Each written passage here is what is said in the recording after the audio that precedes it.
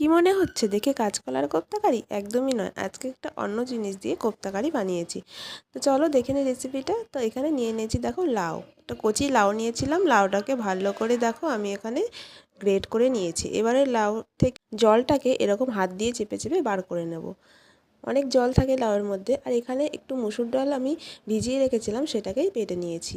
আর এখানে সব মশলা নিয়ে নিলাম ধনে গুঁড়ো, জিরে গুঁড়ো, হলুদ গুঁড়ো, লঙ্কা গুঁড়ো, নুন, আর এখানে নিয়েছি একটু বেসন। তো এবারে ভালো করে কিন্তু মেখে নেব। তো দেখো আমার মাখাটা হয়ে গেছে, খুব সুন্দর করে মেখে নিতে হবে। এবারে কড়াতে তেল গরম বসিয়ে দিয়েছি। এবারে কিন্তু সেই লাউয়ের কোপ্তাগুলোকে আস্তে আস্তে করে হাতে বল বল করে ছেড়ে দেবো। তো মিডিয়াম ফ্লেমে আমি সুন্দর করে ভেজে নিলাম সব কোপ্তাগুলোকে। এবারে কড়াতে সর্ষের তেল দিয়ে জিরে ফোড়ন দিয়ে দিলাম। জিরের ফোড়ন দেওয়ার পরে তারপরে এখানে দিয়ে দিলাম একটা গোটা পেঁয়াজ। পেঁয়াজটা একটু ভাজা ভাজা হয়ে গেলে দিয়ে দিলাম একটা টমেটো। টমেটোটাকে একটু ভেজে ভেজে নিয়ে তারপরে এখানে দিয়ে দিচ্ছি আদা, রসুন, কাঁচা লঙ্কা আর হাফ টমেটো বাটা। তো মশলাটা একটু কষা কষা হয়ে গেলে এখানে জিরে গুঁড়ো, ধনে গুঁড়ো, কাশ্মীরি লঙ্কার গুঁড়ো, হলুদ গুঁড়ো সব একসঙ্গে দিয়ে তারপরে সামান্য নুন দিয়ে ভালো করে মশলাটাকে কষিয়ে নেব, মশলার গা থেকে তেল ছেড়ে আসা অবধি।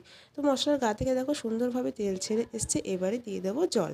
জলটা একটু ফুটে গেলে সেই কোপ্তাগুলো আমি দিয়ে দেবো। কোপ্তাগুলো দিয়ে খুব বেশিক্ষণ ফোটাতে হবে না, কিছুক্ষণ ফুটিয়ে ধনেপাতা দিয়ে আর গরম মশলা দিয়ে নামিয়ে নিলেই রেডি লাউয়ের কোপ্তা কারি। কেমন রেসিপিটা অবশ্যই জানিও।